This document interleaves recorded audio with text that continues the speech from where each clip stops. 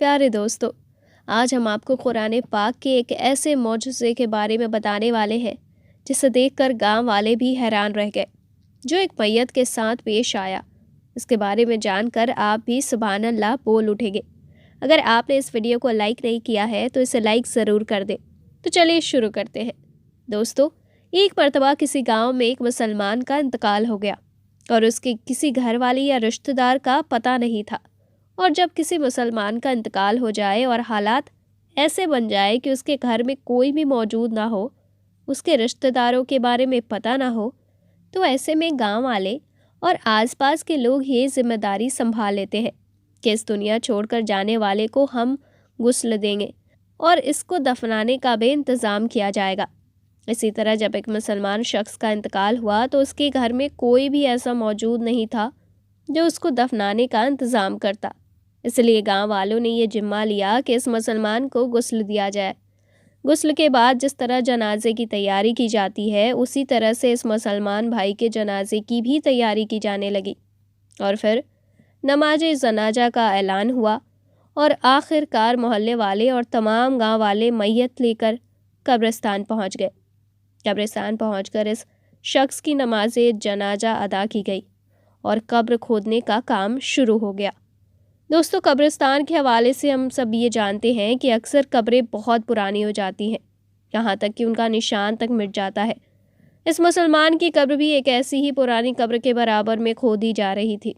دوستو، جب اس کی قبر کھودی جا رہی تھی تو برابر والی قبر کمزور ہونے کی وجہ سے زمین میں بیٹھ جاتی ہے، جس کی وجہ سے قبر کے مردے کے پاؤں نظر آنے لگتے ہیں، اور جو لوگ اس نئی قبر کو کھود رہے تھے انہوں نے جب اس پرانی قبر میں دیکھا تو وہ خوش ہو گئے اور مسکرانے لگے۔ دوستو، انہوں نے دیکھا کہ اس قبر کے اندر گلاب کے پھول کھل رہے تھے۔ یہ دیکھ کر لوگ حیران رہ گئے کہ آج سے پہلے کئی قبریں دیکھی ہیں جن کے اوپر تو کئی پھول اور درخت نظر آتے ہیں، اور درختوں کے سائے میں بھی ہم نے بہت سی قبریں دیکھی ہیں، لیکن قبر کے اندر کبھی پھول لگے ہوئے نہیں دیکھے۔ اس منظر کو دیکھنے کے بعد لوگ یہ فیصلہ کرتے ہیں کہ آدھی قبر تو کھل چکی ہے، تو کیوں نہ اس کی اچھی طرح سے پھر سے تعمیر کر دی جائے۔ دوستو، جب ان لوگوں نے قبر پر اچھی طرح سے غور کیا اور قریب سے دیکھا تو انہیں پتہ چلا کہ قبر سے محسور کرنے والی بہت اچھی خوشبو آ رہی تھی۔ خوشبو اتنی اچھی تھی کہ اس کو سونگھ کر ہر کوئی مدہوش ہو رہا تھا۔ گاؤں والے دیکھتے ہیں کہ قبر تو بہت پرانی تھی، لیکن اس کے باوجود اس مردے کا جسم بالکل صحیح سلامت ہے اور اس کے دفن کی چادر ذرہ برابر بھی میلی نہیں ہوئی ہے۔ دوستو، یہ منظر دیکھ کر سب لوگ حیران رہ جاتے ہیں اور سب کے دل میں یہ خواہش پیدا ہونے لگتی ہے کہ ہم اس شخص کے بارے میں جانکاری حاصل کریں۔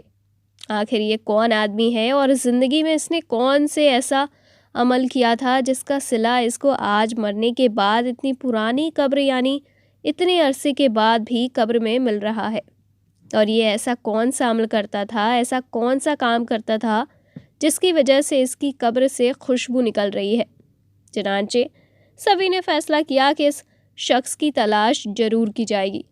دوستو، اس کی قبر کو مٹی ڈال کر پھر سے بند کر دیا جاتا ہے، اور جو جنازہ تمام لوگ اپنے ساتھ لائے تھے اس کو دفن بھی کر دیا جاتا ہے۔ پھر اس کے بعد لوگ آس پاس کے تمام گاؤں میں پھیل جاتے ہیں اور اس قبر کے مردے کے گھر والوں کی تلاش شروع کر دیتے ہیں۔ آخر کار کئی روز کی سخت محنت کے بعد اور بزرگوں کے مشورے کے بعد انہیں یہ پتہ چل جاتا ہے کہ یہ شخص کون تھا۔ پھر کچھ لوگ اکٹھا ہو کر اس کے گھر پہنچ جاتے ہیں جہاں وہ شخص کبھی رہتا تھا۔ بظاہر دیکھنے میں گھر بہت پرانا سا لگ رہا تھا اور گھر کو دیکھ کر یہ نہیں لگتا تھا کہ یہاں کوئی رہتا بھی ہوگا۔ لوگ اس گھر کا دروازہ کھٹکھاتے ہیں، اس کے بعد اندر سے بہت کمزور سی آواز آتی ہے کہ دروازہ کھلا ہے، اندر آ جاؤ۔ گاؤں والے مل کر گھر میں داخل ہوتے ہیں۔ دوستو، جب وہ گھر میں جاتے ہیں تو دیکھتے ہیں کہ اس گھر میں بہت کمزور عورت مقیم ہے جس کی عمر بہت زیادہ ہو چکی ہے اور اس کا جسم انتہائی کمزور ہو چکا ہے۔ چنانچہ یہ لوگ اس کے پاس بیٹھ جاتے ہیں اور اس سے سوال کرتے ہیں کہ فلاں قبرستان میں اس جگہ ایک قبر ہے، بتایا گیا ہے کہ اس قبر کا تعلق آپ کے گھر سے ہے، تو آپ ہمیں بتائیے کہ وہ قبر کس کی ہے، اور ہمیں یہ بتائیے کہ ہم نے قبر میں ایک بہت عجیب منظر دیکھا ہے۔ جس قبر کے اندر سے خوشبو آ رہی تھی اور گلاب کے پھول قبر کے اندر کھلے تھے، یہاں تک کہ قبر کے مردے کا جسم بالکل صحیح سلامت تھا اور اس کا کفن تک میلا نہیں ہوا تھا۔ آخر وہ شخص کون تھا؟ یہ سب سن کر وہ بوڑھی عورت ایک لمحے کو تو خاموش رہتی ہے اور پھر کہتی ہے کہ جس قبر کا تم ذکر کر رہے ہو وہ میرے شوہر کی قبر ہے۔ جوانی میں ہی اس کا انتقال ہو گیا تھا اور وہ مجھے چھوڑ کر چلا گیا تھا۔ لوگ سوال کرتے ہیں کہ آخر آپ کے شوہر ایسا کون سا عمل کرتے تھے کہ آج بھی ان کا جسم بالکل صحیح سلامت ہے اور قبر میں سے خوشبو اٹھ رہی ہے؟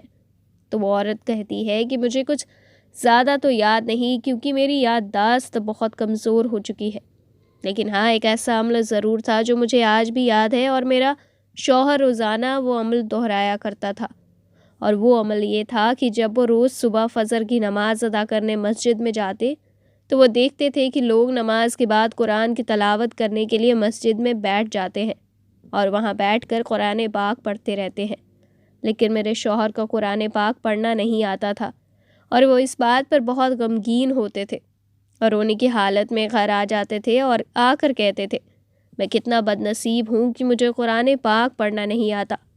وہ گھر میں رکھے قرآن کو ادب سے چوم کر اپنے سینے پر لگاتے، ان کی آنکھوں سے آنسو جاری رہتے۔ قرآن پاک کو کھول کر جو بھی آیت ان کے سامنے آتی اس پر وہ اپنا ہاتھ پھیرتا اور کہتا کہ اے اللہ، تو نے اس کتاب میں جو کہا ہے وہ حق ہے اور تو سب سے بڑا سچا ہے اور تیری کتاب سچی ہے۔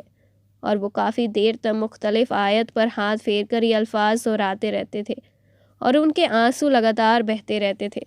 اس کے بعد وہ قرآن چوم کر اسے سینے سے لگا لیتے تھے اور اس کو اپنی جگہ پر رکھ دیتے تھے، اور یہ کام میرا شوہر روزانہ کرتا تھا۔ مجھے لگتا ہے کہ یہی وہ عمل ہے جس وجہ سے ان کی قبر خوشبو سے مہک رہی ہے۔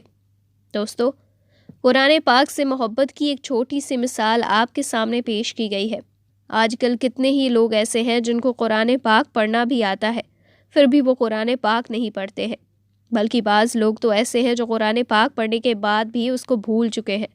اللہ پاک سے دعا کرتے ہیں کہ اللہ پاک ہمیں اور آپ کو قرآن پاک پڑھنے اور اس پر عمل کرنے کی توفیق عطا فرمائے۔ آمین، اللہم آمین۔